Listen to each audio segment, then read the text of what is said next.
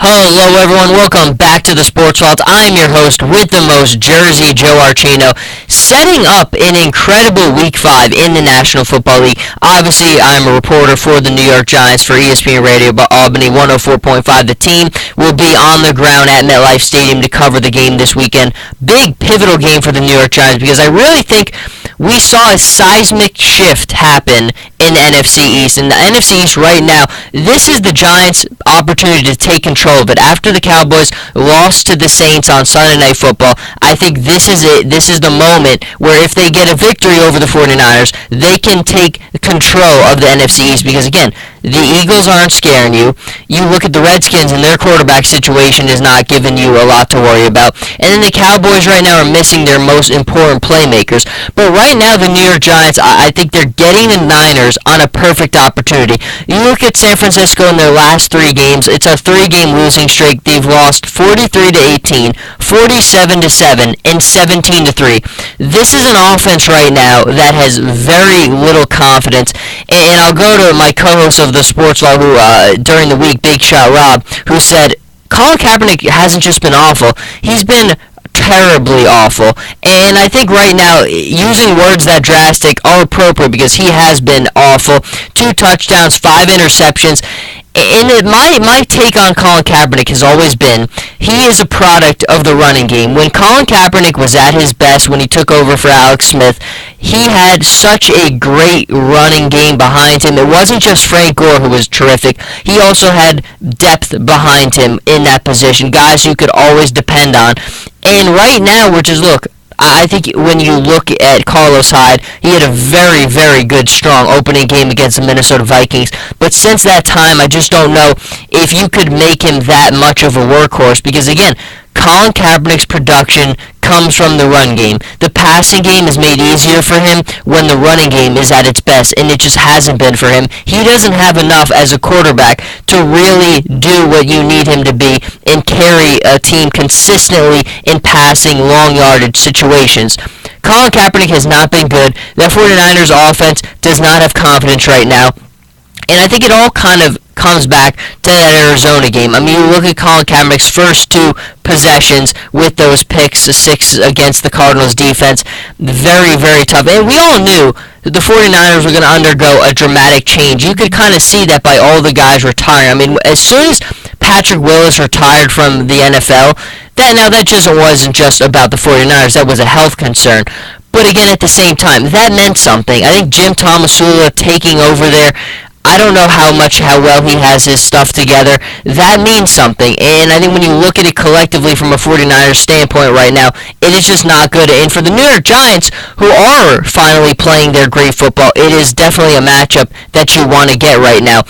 The biggest thing that I look at with the Giants right now is the turnovers. And they're finally finding a way to get those turnovers. Now, they got them, and they weren't getting wins in the Cowboys game. In Atlanta, Tom Coughlin, I was there at MetLife. The second he came storming into the press conference room after that game, you knew what he was going to say. He wasn't a happy camper. We can't get turnovers, and that's the reason we're not winning the games. Now, from a defensive standpoint, they're still not getting the greatest pressure on quarterbacks and getting those high sack numbers. But I could live with that when you look at them and they're able to have guys in the right place at the right time. You've seen Unga this year come up with 2 huge interceptions, and it's not. And right now, in these last 2 victories that they got against the Redskins and against the Bills, they were able to come down with crucial interceptions in early crucial stages of the game. And the most important thing, the offense was able to punch it in and score off of those turnovers. I could live, and I think the Giants can live, off not getting the greatest sack production and consistent pressure on the quarterback if they're able to continue to have guys in the right place at the right time. You look at the Redskin game, that interception Dominique Rodgers-Cromartie had, that Prince Amukamara had early in that game, that kind of set the tone for the rest of that game against the Redskins. Then I think you kind of look ahead a little bit, and Kennard, it's the same story. You're having guys, the film prep, just read and react in being in the right place at the right time, and that is paying dividends for them as you move in later stretches of these games. And you look at the Giants' schedule moving forward a little bit. This is a crucial win. If they get this one against the 49ers, then the next two you have are at Philly and then against the Cowboys at home. Right now, getting the Cowboys in this position, I think it is a good for them because, again, Dez, it seems like his status might be improving a little bit, but you're still not going to have your best quarterback. You're not going to have that defense, which is still not playing at that top form level right now. If the Giants can continue, and the offense has been good for the Giants, that's one of the things that I think has been lost in some of the difficulties that they've had, even in the early stages. The offense has looked pretty quick, and it's without having that dominant big physical receiver. That's one of the biggest detriments that's happened to them so far. Is I think they did cut Preston Parker, but Preston Parker never should have been kept over a guy like James Jones. James Jones, the reason I really thought they had to keep him is because they don't have that big guy who can just go down the field and make the play. We all know how good Odell is. Victor Cruz hasn't played yet this year, but we know how good he is too. But you don't have that big receiver who's got the length and the size who can just go up there and get that football. And I think having a guy like James Jones would add a little bit more versatility to them.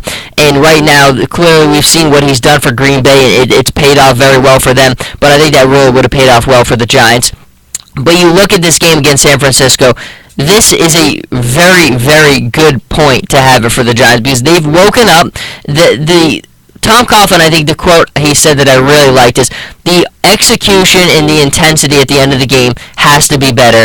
And it had started to get better. I mean, since that Atlanta game, it was a little bit better in the game against the Redskins. Then it definitely got better in the win against the Bills. How do they continue to move forward ahead? Even Odell Beckham Jr. said the road to a championship is not constructed easily. And it's not. It never has been, and it never will be. And even in the Giants' Super Bowl runs, that road looked very shaky at times, but they were able to find a way.